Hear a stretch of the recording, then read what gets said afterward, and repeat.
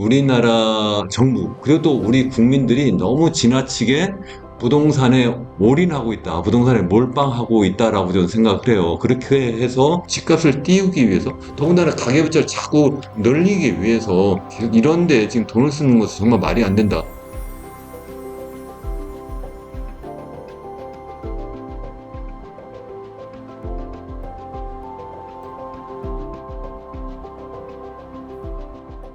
네, 안녕하세요. 이현은 교수 경제 포럼 오늘도 함께 해주셔서 감사합니다.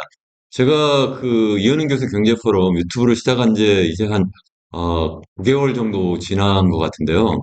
제가 주로 이 채널에서 여러분들과 함께 말씀을 나누려고 하는 거는 주로 우리나라가 현재 어떤 상황에 있는지, 또 특히 그것도 전 세계 경제 상황에서 우리나라 현재 어떻게 처해 있는지, 그리고 또 뿐만 아니라 지금 당장 벌어지는 일뿐만 아니라 그동안 우리나라가 굉장히 빠른 그러한 경제 성장을 계속 해왔고, 앞으로도 또 지속적인 그런 경제 성장을 해와야 되는데, 이 가운데서 어떤 문제가 있는지를 여러분들과 같이 좀 고민하고, 그래서 기왕이면 해결책도 좀 만들면 좋겠다, 이렇게 생각을 하고 있습니다. 그래서 많은 분들이, 사실은 함께 동참해 주시고, 그래서 뭐 좋아요뿐만 아니라 많은 댓글도 남겨주셔서 제가 개인적으로 굉장히 감사하게 이렇게 생각을 하고 있습니다. 기왕이면 우리가 같이, 이런 목소리를 같이 내서 우리가 생각할 때 가장 바람직한 그런 어떤 경제를 우리 같이 만들어가면 좋겠다. 기왕이면 정부에도 우리의 이런 목소리를 좀 전하면 좋겠다. 이런 생각도 좀 많이 합니다. 특히 제가 이러한 경제 관련한 주제로 여러분들과 말씀을 나누다 보면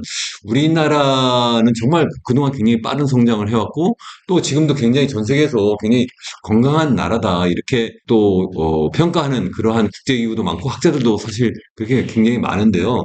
그렇지만 문제는 분명히 존재하고, 또 그 문제를 우리가 잘 해결만 하면 앞으로 더더욱 건강하고, 또 그래서 더욱 발전된 아주 살기 좋은 나라를 만들 수 있겠다, 저는 그렇게 생각을 합니다. 그런데 제가 핵심적으로 우리나라가 현재 꼭 고쳐야 된다, 이 문제만은 우리가 꼭 고쳐야지만 된다 하는 것이 바로 뭐냐면, 우리나라 정부, 그리고 또 우리 국민들이 너무 지나치게 부동산에 올인하고 있다, 부동산에 몰빵하고 있다라고 저는 생각을 해요. 그렇게 해서 그동안 우리나라의 주택 가격이 전 세계에서 가장 소득 대비로 볼 때 가장 높은 수준까지 이렇게 끌어올렸고, 또 뿐만 아니라 그것을 소위 자기 소득으로 한 것이 아니라 미래 소득을 끌어와서, 다시 말해서 빚을 내서 이렇게 해왔거든요. 이렇게 하다 보니까 새로 막 이렇게 이제 올라오는, 그러니까 나이가 이제 자꾸 들어차서 이제는 사회에 진출하고 또 결혼까지 해야 되는 그런 젊은이들에게 정말 새로운 주거 사다리를 걷어차는 그런 상황이 된 거예요. 그래서 이 젊은 사람들에게는 들어가서 살 수 있는 집이 없게 되고, 그러다 보니까 결혼도 자꾸 더 뒤로 미루게 되고, 또 그러다 보니까 출산율도 낮아지고, 그러다 보니까 전 세계에서 출산율이 지난해 기준으로 0.72명으로 가장 낮아졌고, 그러다 보니까 전 세계에서 가장 빠르게 인구 고령화가 진행되고 있고, 또 그러다 보니까 우리나라의 어떤 잠재 성장률이 한국은행 추계에 따르면 한 2035년, 앞으로 한 10년 뒤면 0% 수준으로 이렇게 떨어질 거라고 이렇게 보고 있거든요. 계속 이렇게 잠재 성장률이 떨어지게 되는 그러한 문제를 계속 만들고 있는 거예요. 다시 말씀드리면 이 부동산 문제가 실은 우리나라의 어떤 경제에 있어서 아킬레스 건이다, 아니면 만병의 근원이다, 이렇게 생각을 하는 거예요. 그래서 지난번 정부 때에 사실 2017년부터 시작해서 특히 이러한 문제가 크게 이제 불거졌는데, 그게 바로 이제 그 서울 기준으로 볼 때 주택 가격이, 아파트 가격이 한 3배 정도 이렇게 올랐잖아요. 이렇게 3배 정도 올랐어요. 그러다 보니까 정권을 사실은 잃어버린 그러한 또 결과도 가져왔고요. 그래서 새로운 정부가 들어섰는데, 새로운 정부가 들어서면서 이번에는 그래 부동산 가격이 좀 안정화될 줄 알았는데, 그래서 사실 2022년 후반기부터 시작해서 주택 가격이 좀 안정화되는 그러한 좀 그러한 경향이 좀 나타났어요. 서울 기준으로 보면 아파트 가격이 한 20% 정도 이렇게 하락하는 그러한 상황이 되었어요. 다시 말해서 한 3배 올랐던 것이 한 20% 정도 떨어지니까 그게 원상 복귀된 것도 아니고 약간 좀 안정화 추세를 가고 있었는데, 이것이 부동산 PF 문제도 발생하고, 그러면서 여러 가지 이제 금융권으로의 어떤 부실 문제도 나타날 수도 있겠다, 이렇게 걱정이 되어가지고 지금 정부 들어서 다시 또 주택 가격을 띄우는 정책을 이렇게 쓰게 된 거예요. 그래서 제가 여기서 어떤 정치적으로 어떤 특별한 정부를 제가 비난하려고 하는 것이 아니라 그 어느 정부든 상관없이 제일 쉽게 사실은 경기를 살릴 수 있는 것은 뭐냐면 부동산 경기를 띄우는 것이거든요. 그게 바로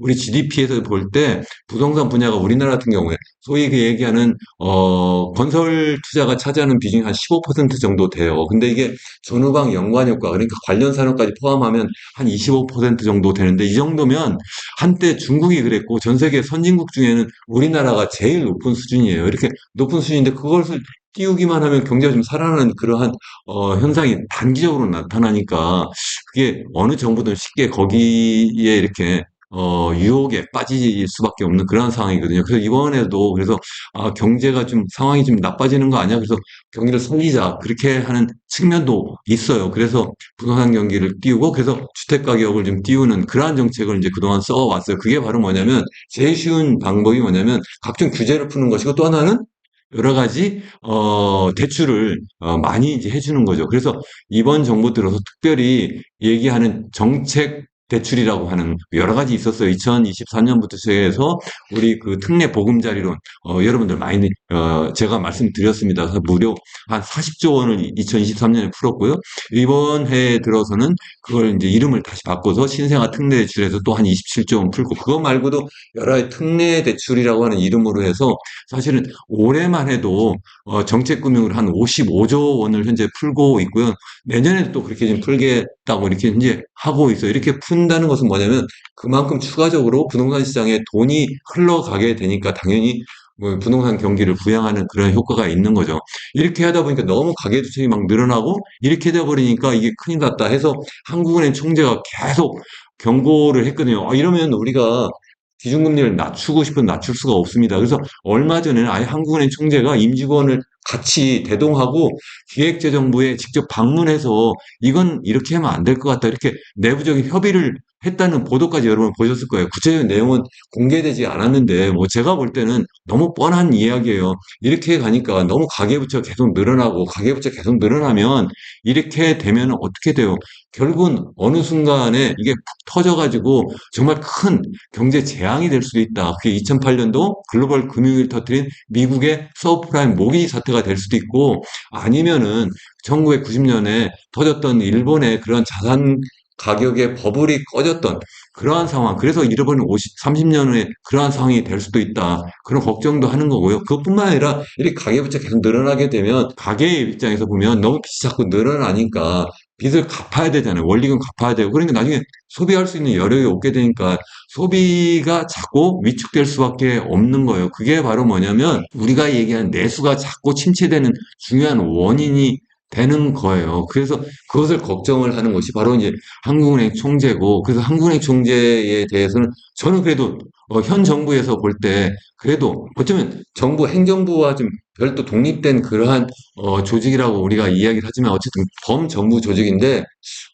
그래도 한국은행 총재만 그래도 좀 바른 소리 하고 있지 않을까 이렇게 저는 생각을 합니다. 어쨌든 그런데 지금 현 정부에서는 어쨌든 계속 지난 정부와 마찬가지로 계속 부동산 경기를 띄우는 결국 그러한 결과를 초래하는 정책을 계속 쓰고 있는데 그 중에 하나가 특례 대출을 많이 하고 있다. 그래서 여러 가지 하고 있는데 최근에 그 뉴스가 마침 있어서 여러분 그와 관련된 말씀 좀 드리려고 해요. 화면에 보시면 오락가락 디딤돌 대출 정책에 국토부 장관 결국 사과했다. 뭐 이런 이야기예요. 그래서 뭐 디딤돌 대출하면 뭐 서민들을 위해서 특별히 좀 저리로 좀 소위 부동산 담보 대출을 정부가 좀 지원해 주겠다 뭐 이런 대출인데요. 좀 이따 이제 구체적인 대출 관련된 말씀을 드리겠습니다만 어쨌든 그런 사과를 했다는 거예요. 근데 이게 처음이 아니에요. 그래서 이 오락가락하는 부동산 정책이 지금 말씀드린 디딤돌 대출을 뭐 그동안 정부가 계속 했다가 이걸 좀 규모를 축소하겠다 뭐 이런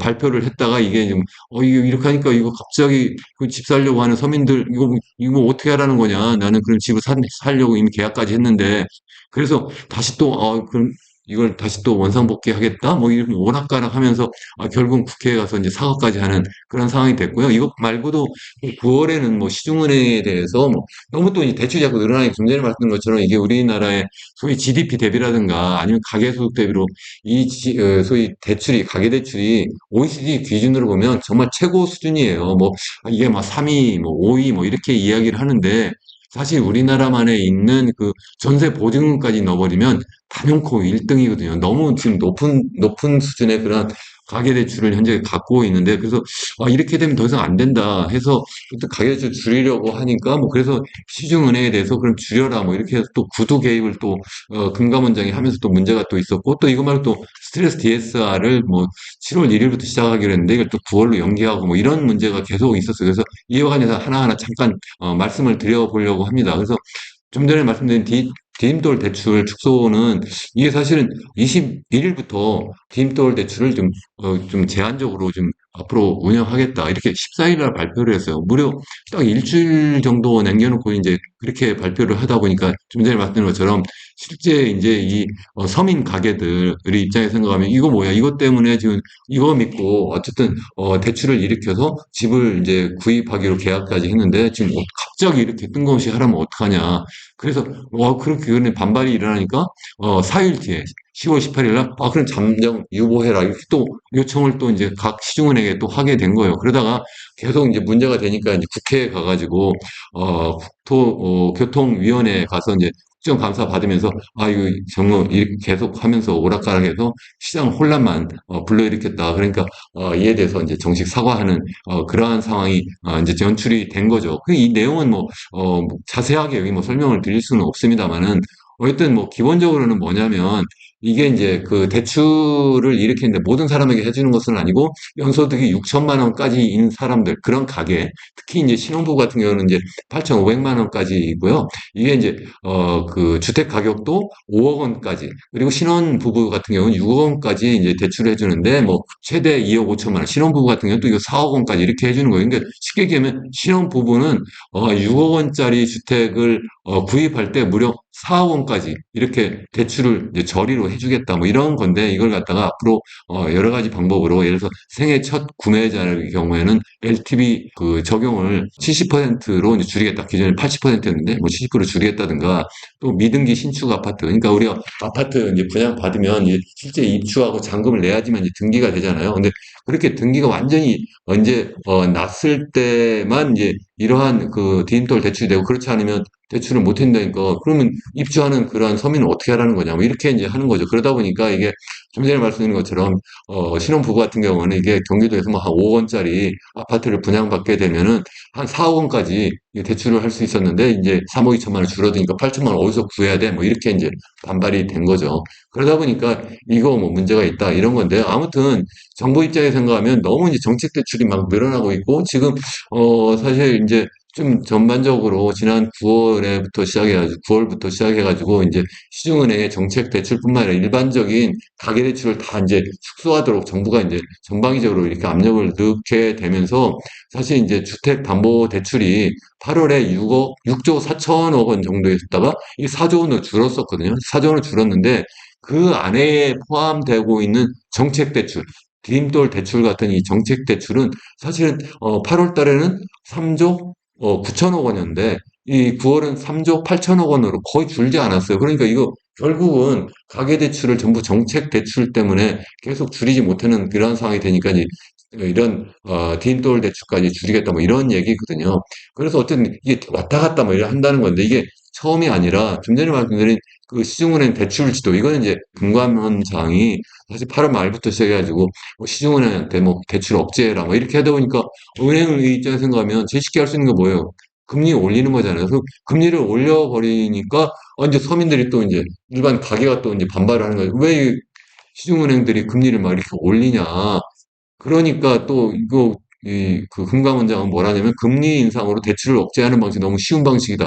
그럼 어떻게 하라는 거예요? 구체적인 지침도 없고 이 무슨 규정과 법이 있는 것도 아닌데 뭐 이러다 보니까 계속 혼란이 일어나니까 다시 또 뭐 9월 중순쯤 되면 다시 또 금감원장이 이제 사과하는 그러한 발표를 또 하고 또 실제 또 국회 정무위원회에서 이제 국정감사 하는 중에 그때 이거 우리가 너무 심하게 이렇게 갑작스럽게 이렇게 뭐 시중은행에 대해서 대출 지도하는 그런 것도 금리를 뭐 어떻게 해야 되는지 아니면 뭐 양적 그런 어떤 제한을 하는지 이에 대한 지침이 없이 막 이렇게 하는 거에 대해서 사과를 하는 그러한 상황이 됐고요. 그것뿐만 아니라 스트레스 DSR 좀 전에 또 잠깐 언급을 했습니다만 당초에 이게 7월 1일부터 시행하기로 했었는데 딱 시행 4일 남겨놓고 이걸 9월 1일로 연기하겠다 그때 또 발표한 거예요. 그때도 그게 두 가지 이유를 들었는데 부동산 PF 문제가 지금 심각하니까 이걸 좀 구조조정하는 기간을 한 2개월 정도 가질 테니까 좀 미뤄야 되겠다. 또 하나는 서민금융이 너무 지금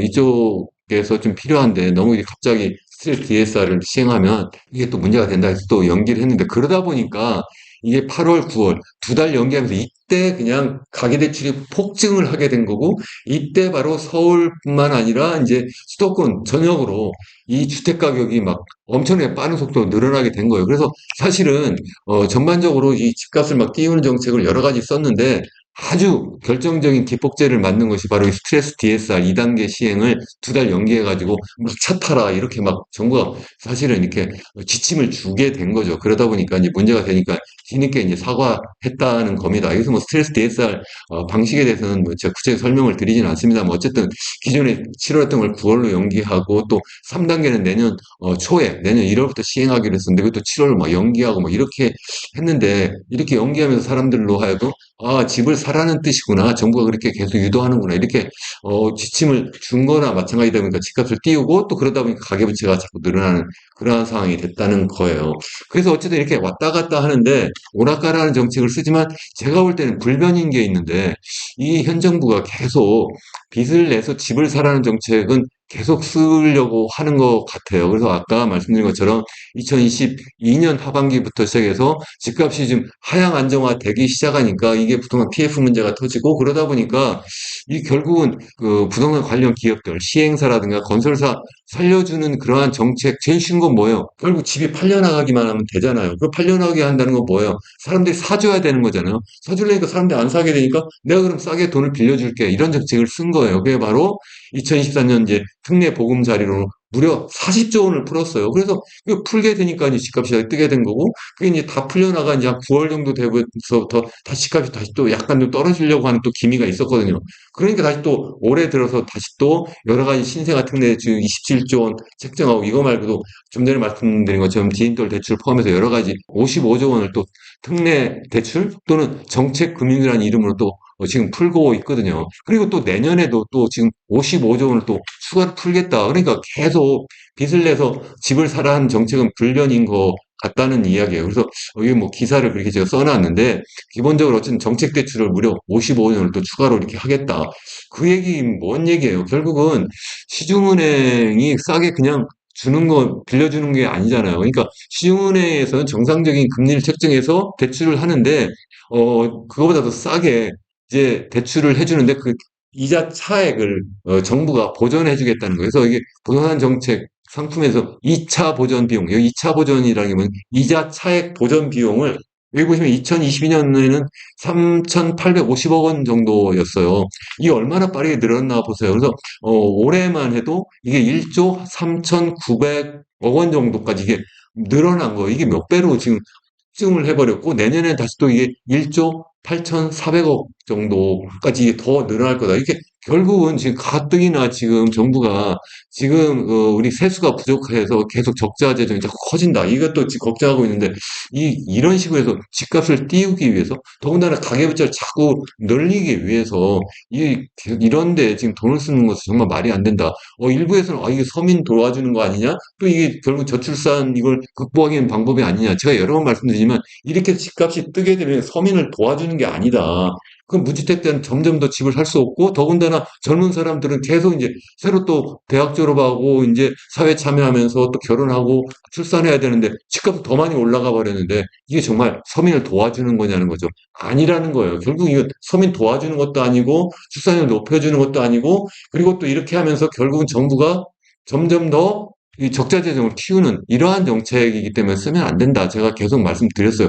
근데 계속 수수께끼가 남는 거예요. 도대체 왜 이런 정책이 누구에 의해서 쓰여지는 거지? 이 사령탑이 누구냐가 정말 걱정이고, 정말 누구를 위해서 이게 하는 거지? 왜 이러는 거야? 이런 걱정이 계속 그 어떤 궁금증이 생기는 거예요. 그래서 누구를 위한 거냐? 제가 생각해보면 결국은 좀 전에 말씀드린 것처럼 2022년 하반기부터 시작해서 이 집값이 떨어지고 그러니까 분양이 안 되고 그러다 보니까 뭐 둔촌 주공 사태 나고 이러면서 결국은 구성 PF가 문제가 되니까 결국은 건설업체 살리기 위해서 하는 거예요. 이 건설업체들이 제가 지난번에도 말씀드렸습니다. 시행사들이요, 자기 자본은 3%밖에 갖고 있지 않아요. 평균적으로. 그게 무슨 얘기냐면 100억짜리 사업을 일으킬 때 3억 원만 자기 돈인 거예요. 1000억 원짜리만 한다. 그러면 자기 돈은 30억 원밖에 안 되는 거예요. 미국 같은 경우 그거보다 10배예요. 자기 자본이 한 30% 정도 되는데 어떻게 이렇게 할 수 있냐는 거죠. 그래서 결국은 이게 건설업체 살리는 거 아니냐. 또 그렇다고 해서 지금 살아나지도 못하는 거예요. 결국은 좀비 기업을 그냥 수명만 연장하는 거고 누구 살리는 거냐. 결국 서민 은행들만 이게 배를 불리는 게 아니라는 거예요. 그래서 여기 뭐 기사인데요. 최근 기사인데 역대 최고 실적의 뭐 KB금융, 호재 뭐 해가지고 뭐 또 신한은행, 뭐 우리금융 전부 다 지금 사실은 지금 당기 순이익 그러니까 3분기죠. 그러니까 7, 8, 9 3분기 당기 순이익이 지금 뭐 KB금융 같은 경우는 지금 역대 최고까지 막 올라갔다는 거고 신한 지주라든가 우리금융 이런 데도 다 지금 지난해에 비해서 다 3분기 지금 단기 순이익이 다 지금 크게 상승했다는 거예요. 그래서 보면 올해 들어서 우리 코스피나 코스닥이 다 지금 마이너스를 겪고 있어요. 전 세계 대부분의 뭐 주식시장이 다 헐헐 날아가고 있는데 우리나라는 지금 마이너스로 지금 가고 있는데요. 유일하게, 거의 유일하게 여기 지금 금융 부문의 ETF는요. 이게 타이거 200 금융 그 ETF인데요. 지난 3년 동안의 지금 추세인데요. 여기 보면 2024년 올해부터 지금 얼마나 빠르게 올라갔나 보세요. 파란 이 제가 수축선을 그려놨고 이게 지금 한 30%, 한 40% 정도 금융 ETF는 다 이게 상승해 버렸어요. 그러니까 전반적으로 다 지금 우리나라 다 죽을 쓰고 있는데 금융 부문만 이렇게 배를 불리고 있다는 거예요. 그런 가운데 서민은 지금 계속 빚더미에 더 올라가고 있다. 이렇게 되는 게 큰 문제다. 가계자산의 무려 79%가 부동산에 지금 몰빵되어 있고 GDP 대비 가계대출은 한 100% 정도 된다. 여기에 제가 계속 말씀드리지만 우리나라만 있는 전세 그 보증금까지 포함시키면 한 150% 정도 된다. 이렇게 되고 또 그러다 보니까 소득의 대부분을 다 빚을 갚는데 이렇게 쓴다는 겁니다. 그래서 지금 뭐 여기 기사 몇 개 나와 있는데 지금 뭐 연소득의 70% 이상을 빚 갚는 사람만 지금 한 275만 명이나 되고요. 그중에서 한 157만 명은 연소득 전부 100%를 전부 다 이게 빚 갚는 데 쓴다는 게 이게 말이 되냐고요. 이게 말이 안 된다. 이게 결국 안 터지는 게 이상하다. 그래서 계속 이렇게 갈 수가 없다는 거예요. 그래서 어제 바로 제가 오늘 이 촬영 나오기 바로 직전 기사인데 오늘 새벽에 제가 본 기사인데요. 사실은 현재 한국은행 이창용 총재가 지금 그 주요 20개국 그러니까 G20 재무장관 중앙은행 총회에 참석하기 위해서 워싱턴 DC에 미국 워싱턴 DC에 가 있는데 거기에서 나는 건설 경기를 부양하기 위해서 정부가 쓰는 이런 정책 절대 반대한다. 이래서 가계부채 자꾸 늘어나면 집값만 상승하고 이렇게 해가지고 결국은 금융부문 이거 위험하다. 이거 하면 안 됩니다. 계속 이야기하는 거. 제가 계속 이 방송에서 제 채널 계속 이렇게 말씀드리고 있는데 최근에 와가지고 그 중앙은행 총재, 한국은행 총재가 이렇게 제가 그동안 계속 주장해왔던 이야기를 해주셔서 정말 너무 감사해요. 정말 이거 정말 제가 이렇게 주장한다고 하면 그래 이현웅 교수가 하니까 뭐 틀릴 수도 있겠지 이러실 수 있겠지만 그래도 적어도 중앙은행 한국은행 총재가 이렇게 이야기를 하잖아요. 제발 이렇게 계속 빚내서 집사라는 정책은 정부도 쓰시면 안 되고 우리 가게도 계속 이렇게 해가지고 내 자산을 전부 여기다 빚내서 몰빵하는 방식으로 하시면 정말 안 된다. 이런 말씀을 한 번 더 드립니다. 여러분 끝까지 시청해 주셔서 감사합니다. 기왕이면 구독과 좋아요도 눌러주시면 여러분 큰 힘이 됩니다. 감사합니다.